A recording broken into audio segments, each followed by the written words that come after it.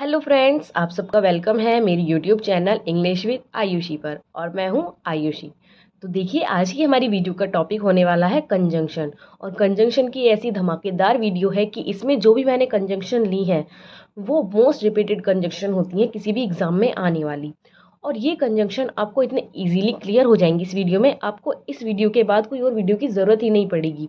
क्योंकि इस वीडियो में मैंने वही सिर्फ सारी कंजंक्शंस ली हैं जो सबसे ज़्यादा आती है, सबसे ज़्यादा पूछी जाती है। टीचर्स भी अगर क्लास में पूछते हैं तो इनमें से ही पूछते हैं। इसमें स्टार्टिंग में आपको कुछ सिंपल मिलेंगी, उसके बाद लेवल आपके क्लास जितना हो जाएगा। तो आप बिल्कुल भी चिंता मत करिए। और अगर आपने अभी तक वीडियो को लाइक नहीं किया है और चैनल को सब्सक्राइब नहीं किया तो प्लीज़ ज़रूर कर लीजिए, ताकि आपको आगे आने वाली भी और सारी वीडियोज़ मिल जाएँ।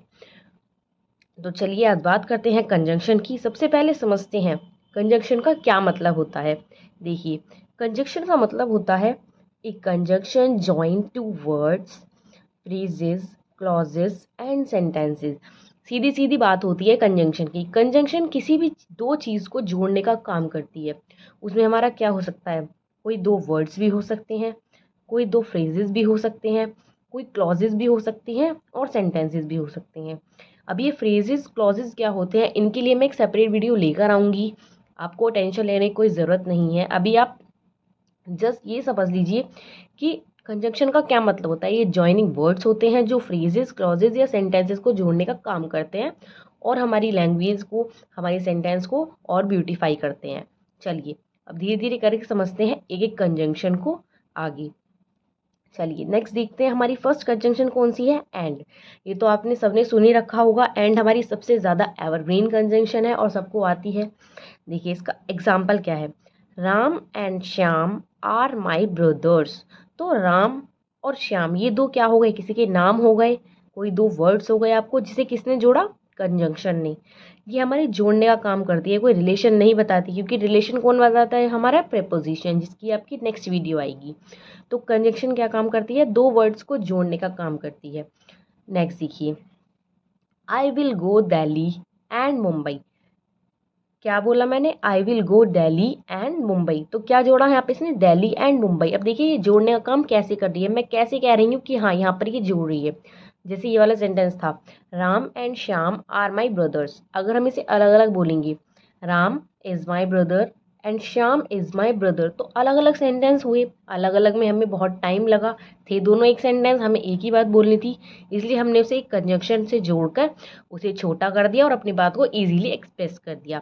आई होप आपको ये फर्स्ट कंजंक्शन क्लियर हुई होगी। और अगर आपने वीडियो को लाइक नहीं किया है और चैनल को सब्सक्राइब नहीं किया है तो प्लीज़ कर लीजिए, क्योंकि नोट्स प्रिपेयर करने में बहुत मेहनत लगती है। प्लीज़ थोड़ा सा सपोर्ट कीजिए। चलिए नेक्स्ट बात करते हैं बिकॉज और सिंस की। ये बिकॉज और सिंस का क्या रोल है, कैसे हम इसे यूज़ करते हैं। देखिए, बिकॉज और सिंस दोनों ही हमारे रीज़न बताने में यूज़ होते हैं। किस लिए, रीज़न बताने के लिए, यानी कारण बताने के लिए। अब देखिए बिकॉज कैसे यूज़ होता है और सिंस कैसे यूज़ होता है। अब सिंस के लिए तो एक बात हमेशा ही नोट कर लीजिए कि सिंस हमारा सेंटेंस के स्टार्टिंग में यूज़ होता है। चलिए जैसे बिकॉज को देखिए, he did not come to school because he was ill. वो स्कूल नहीं आया, वो क्यों नहीं आया स्कूल, क्योंकि, क्यों, रीज़न बता रहे हैं हम आगे, क्योंकि वो क्या था, बीमार था। तो रीज़न बताने का काम क्या है, रीज़न क्या बताता है हमें, हम किससे दिखा रहे हैं अपना रीज़न, बिकॉज से। देखिए मैं दोबारा रिपीट कर रही हूँ, he did not come to school, वह स्कूल नहीं आया। अब टीचर यही तो पूछे कि क्यों नहीं आया, तो बिकॉज का यूज़ किया हमने। नेक्स्ट देखिए, since I was busy. Since का मतलब क्या निकलता है, चूंकि। चूंकि मैं बिजी था, I couldn't attend the meeting. मैं मीटिंग को अटेंड नहीं कर पाया। तो ये इसका क्या सेंस निकला, मैं मीटिंग को अटेंड नहीं कर पाया, क्यों, क्यों नहीं कर पाए, क्योंकि क्या थे आप बिजी थे। आप इसे ऐसे बना सकते हैं, आई couldn't attend the meeting because I was busy. तो आप इन दोनों में से किसी का भी यूज़ कर सकते हैं एक रीज़न बताने के लिए। आई होप आपको ये कंजंक्शन भी क्लियर हुई होगी, और मैं इतनी तो श्योर हूँ कि आपको इस वीडियो के बाद काफ़ी हेल्प हो जाएगी। चलिए नेक्स्ट बात करते हैं ऑल्दो और दो की। ये वो कंजंक्शन है जो मोस्टली आती ही आती है, और स्कूल में भी क्लास में सबसे ज़्यादा टीचर इसी कंजंक्शन को एम्फेसाइज करते हैं, इसी पर ज़्यादा जोर डालते हैं, इसे ज़्यादा समझाते हैं। नेक्स्ट देखिए, कॉन्ट्रास्टिंग कंजंक्शन बोलते हैं हम इसे। कॉन्ट्रास्टिंग कंजंक्शन का क्या मतलब होता है, विरोध वाले कंजंक्शन, यानी कि सेंटेंस का एक पोर्शन कुछ और कहेगा और दूसरा उसी चीज़ का विरोध कर देगा। जैसे ऑल्दो के साथ हम ये क्या यूज़ करते हैं, येट यूज़ करते हैं। और दो के साथ हम करते भी हैं, नहीं भी करते, कोई ऐसी बात नहीं है। इसका क्या मतलब होता है, हालांकि, फिर भी, यानी ऑल्दो और दो का क्या सेंस जाता है, हालांकि, और येट का क्या सेंस जाता है, फिर भी। देखिए एग्जाम्पल के साथ समझिए। Although he left on time, हालांकि वो टाइम पर निकला था, yet he couldn't reach on time, पर वो टाइम पर पहुंच ही नहीं पाया। देखिए ये कॉन्ट्रास्ट क्या हुआ, कॉन्ट्रास्ट का क्या मतलब बताया मैंने आपको, विरोध। और विरोध कैसे, मैंने क्या बोला था, सेंटेंस का एक पार्ट देखिए, हालांकि वो टाइम पर निकला था, यानी पॉजिटिव जा रहा है कि वो टाइम पर निकला पर फिर भी नहीं पहुंच पाया। तो ये तो एक तरफ ये बात होगी ना कि एक तरफ तो बैलेंस है चीज़ें और दूसरी तरफ गिरी गई एकदम से। आई होप आप मेरी बात को समझ रहे होंगे कि एक पार्ट तो आपका पॉजिटिव वे में जा रहा है कि हाँ वो टाइम पर निकला, और दूसरी बात क्या हुई, वो पहुंच ही नहीं पाया। तो इसका हम पॉजिटिव को अब क्या करेंगे, नेक्स्ट देखिए।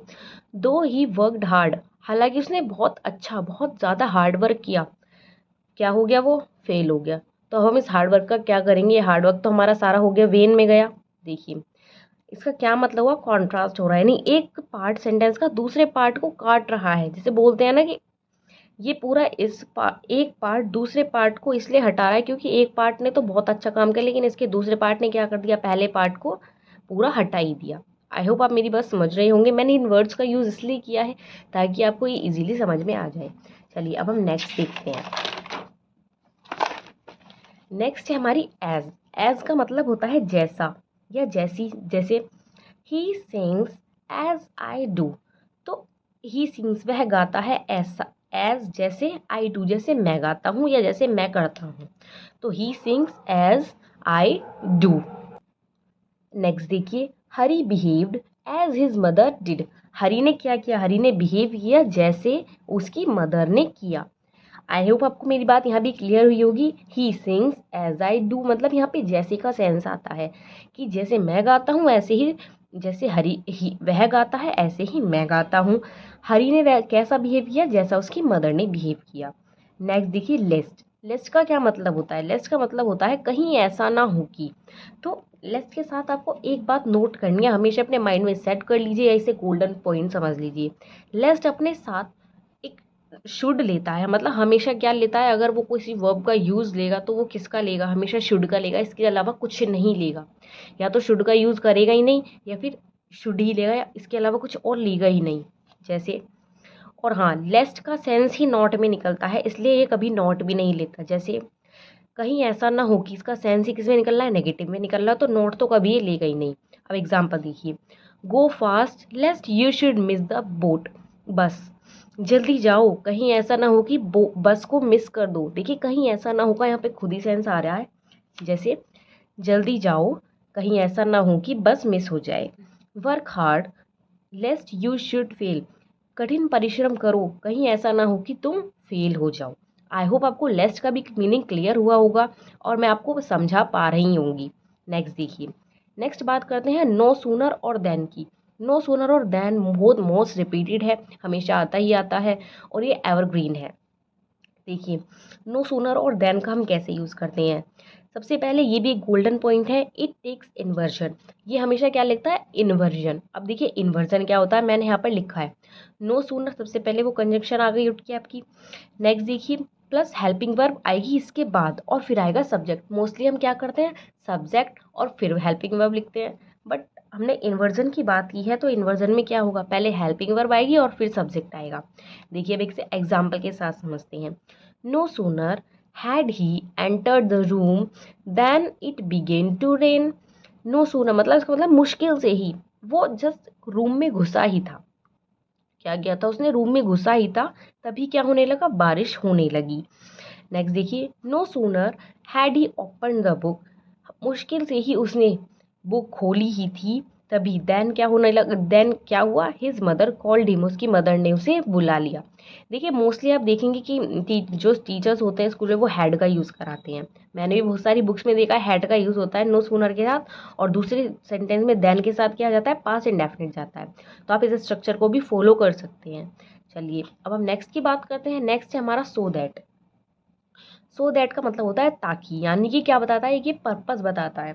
पर्पस और रीज़न में देखिए बहुत डिफरेंस होता है, ये आपको पता होगा। रीज़न होता है किसी भी चीज़ का कारण, जो चीज़ हो चुकी है उसका क्या कारण है। बट पर्पस क्या होता है, अब जो चीज़ करने वाले हो आपने कोई चीज़, क्योंकि उसका क्या पर्पस है, मतलब कि क्या उद्देश्य है।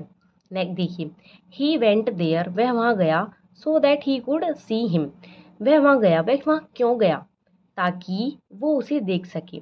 हम पर्पस पूछ रहे हैं, आपका वहाँ जाने का क्या उद्देश्य था, क्या पर्पस था, आप वहाँ क्यों गए, यहाँ कोई रीज़न नहीं बताया जा रहा। तो so that he could see him, ताकि वो उसे देख सके। नेक्स्ट देखिए, आई वर्कड हार्ड, मैंने कठिन परिश्रम किया, so that I could pass, मैंने कठिन परिश्रम किया, क्यों किया मैंने कठिन परिश्रम, ताकि मेरा क्या पर्पस था, ताकि मैं पास हो सकूं। आई होप आपको ये दोनों भी क्लियर हुई होंगी।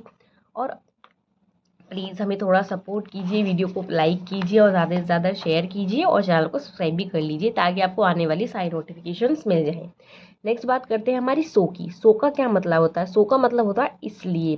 ये क्या दिखाता है, हमें रिजल्ट दिखाता है।